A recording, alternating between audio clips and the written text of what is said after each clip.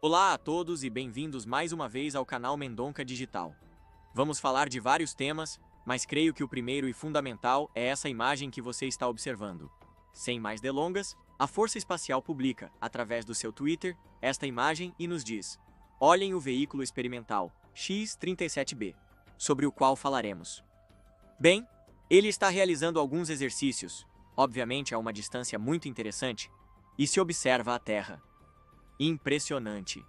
E eles nos dizem: uma câmera a bordo do X-37B, usada para garantir a saúde e a segurança do veículo, capturou uma imagem da Terra enquanto realizava um experimento em HEL, órbita altamente elíptica. Estamos falando de órbitas muito distantes da Terra. Isso aconteceu em 2024, senhores. Estamos em 2025. Ele executou uma série de manobras únicas chamadas de frenagem aerodinâmica, para mudar sua órbita de forma segura, usando uma quantidade mínima de combustível e utilizando a gravidade da Terra. E ficamos assim. Uau! Esse é o tema que vamos tratar hoje. E vamos sempre buscar esse valor agregado, porque não vou simplesmente cuspir uma notícia e pronto. Em 2023, David Grush, um dos maiores informantes do fenômeno OVNI, disse ao Congresso: senhores, recuperamos extraterrestres, ou seja, a esse nível.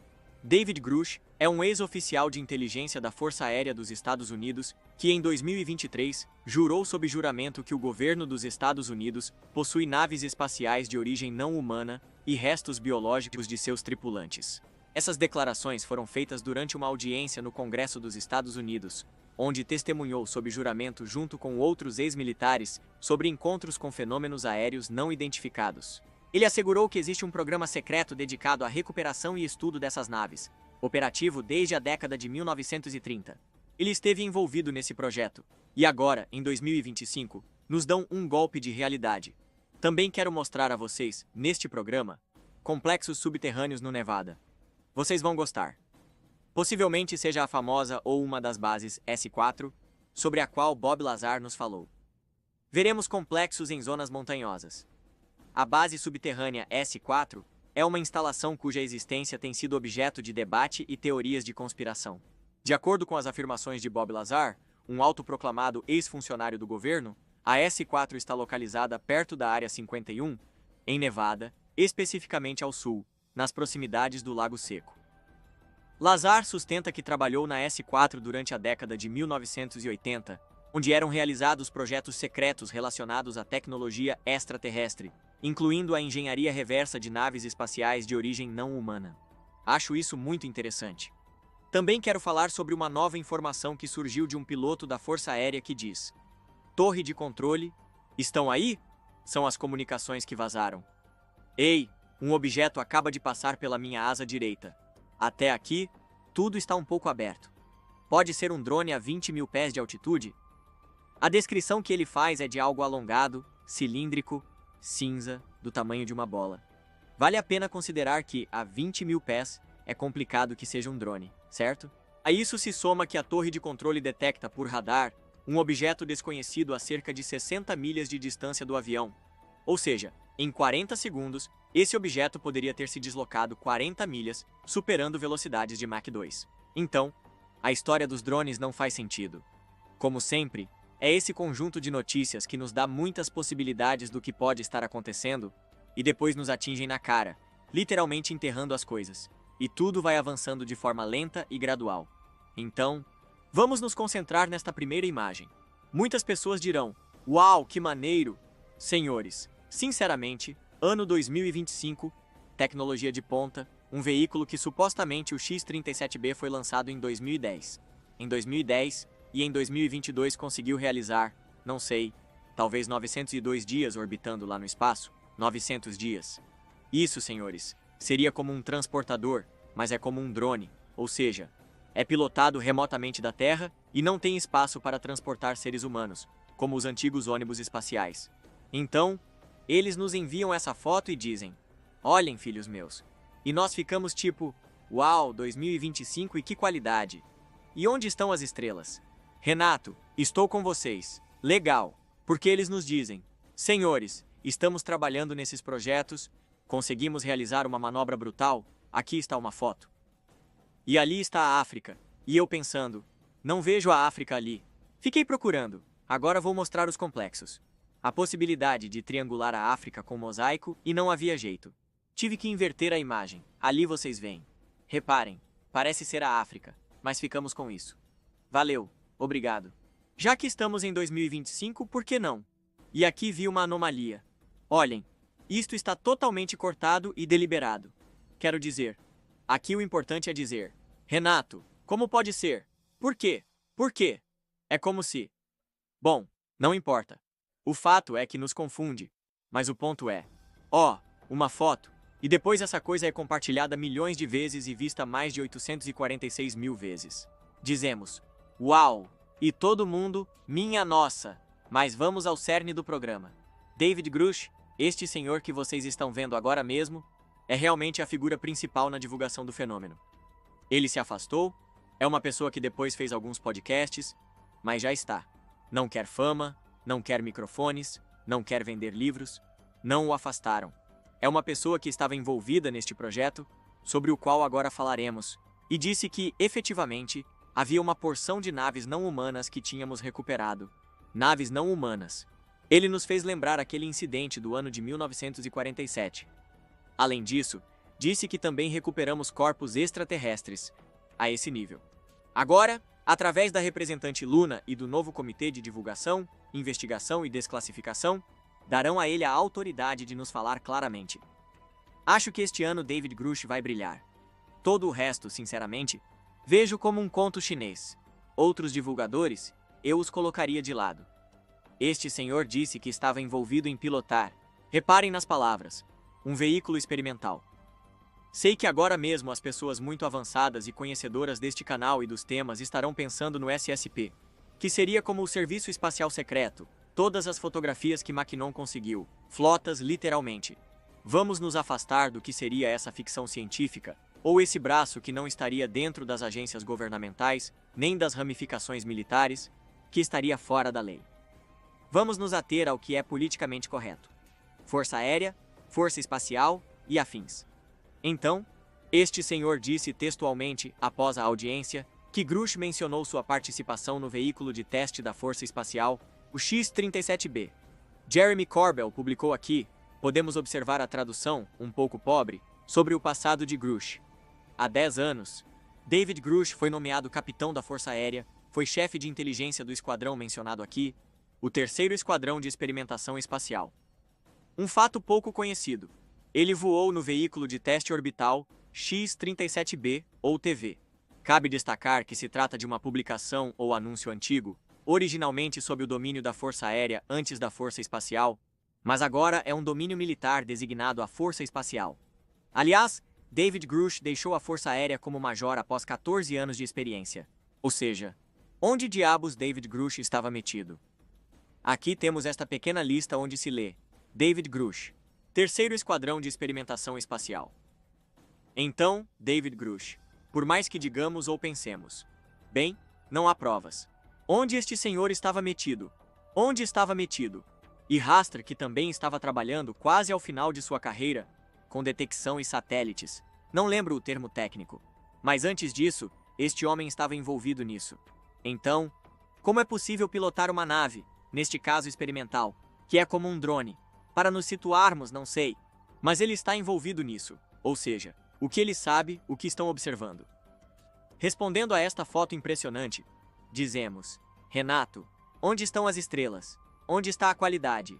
Onde estão os vídeos? Por que é postado diretamente na conta do Twitter e não na página oficial? Embora seja a conta oficial do Twitter, são perguntas que não podemos responder, mas há uma resposta possível. Da mesma forma, podemos nos perguntar, por que a NASA, quando transmite, mostra aquela imagem limitada? Ou a SpaceX, quando faz um lançamento, nos mostra aquele espectro tão pequeno? Porque estamos observando realmente a nave. O que você está me contando, cara? O que você está me dizendo?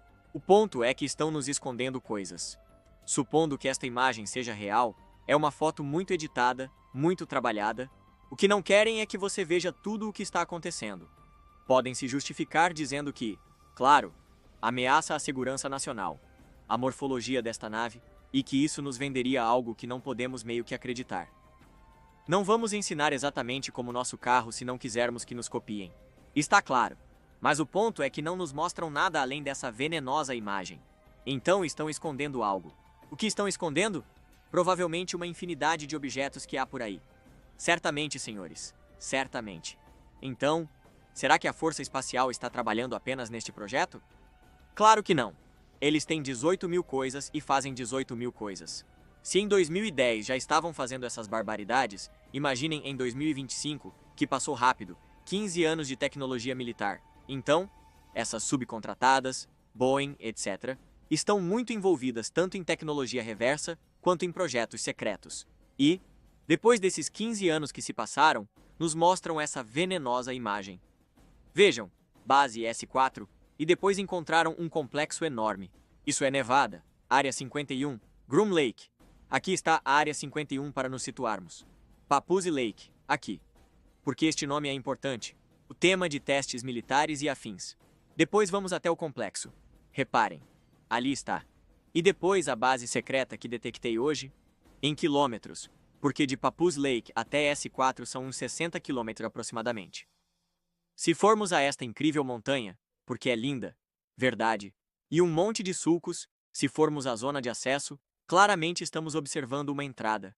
Uma entrada que mede, para nos situarmos, uns 50 metros mais ou menos. Então coloquei exatamente o ano de 2002, e poderíamos ir à fotografia antiga, que é de 1998, onde já estava. Reparem, é a mesma coisa, ou seja, de 1998 até hoje, não há nada. Mas se vê claramente que isso é um acesso. Então, é antiga essa base. Toda a montanha, Renato. A envergadura, digo agora mesmo, 2 quilômetros imponente. Então, através da sismologia, que mencionei que fazem cavidades, encontrei nesta outra que também é brutal, enorme, majestosa, e marquei como base secreta. Ali está. Outro acesso para onde vão. Para o interior da montanha, senhores. O que há aqui? Quem sabe? Imaginem.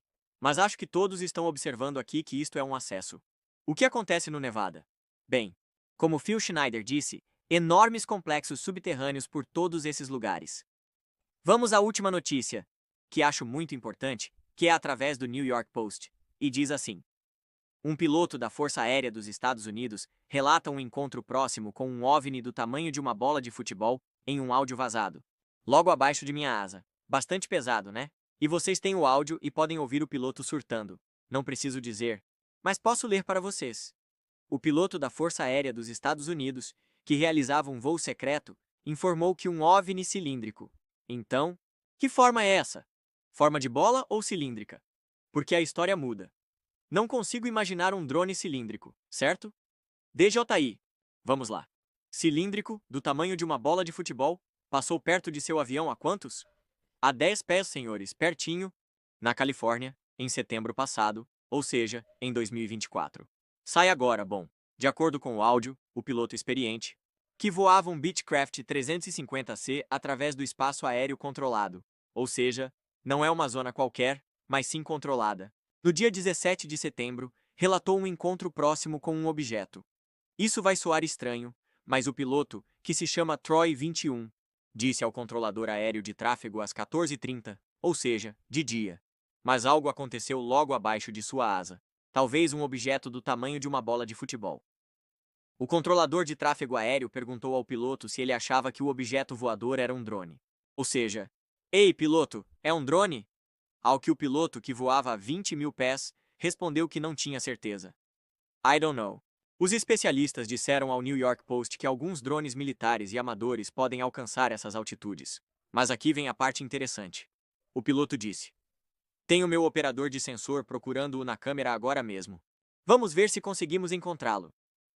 Troy 21, o piloto, e o operador tentando rastrear o objeto, mas era como um objeto cilíndrico, cinza escuro, provavelmente do tamanho de uma bola, que passou a 10 pés abaixo da asa direita. 10 pés. Mais ou menos uns 20, 30 centímetros. O piloto teve que ter visto aquilo.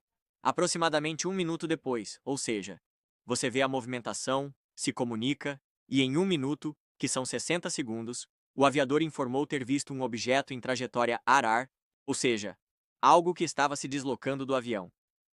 Cerca de 40 segundos depois de informar, o objeto foi visto no radar a 60 milhas de distância. Mas aqui fica a dúvida em aberto, porque senão, já não haveria dúvida. Eles não sabem se é o mesmo objeto.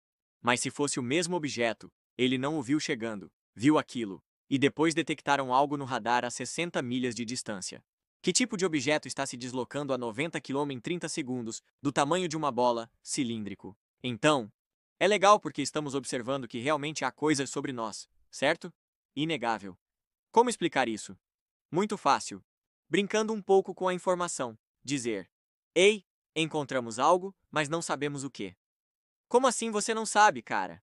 Você tem um avião, tem câmeras e há uma torre de controle. O que estão fazendo? O ponto é pensar na possibilidade. Estamos nesse ponto. Então, claro, falando de OVNIs, falando de bases secretas e agora a Força Espacial nos dá uma foto da Terra de longe. Dizemos: com o que estamos brincando? Estamos brincando com uma agenda controlada. Amigos, espero que tenham gostado do programa e nos vemos no próximo. Me despeço.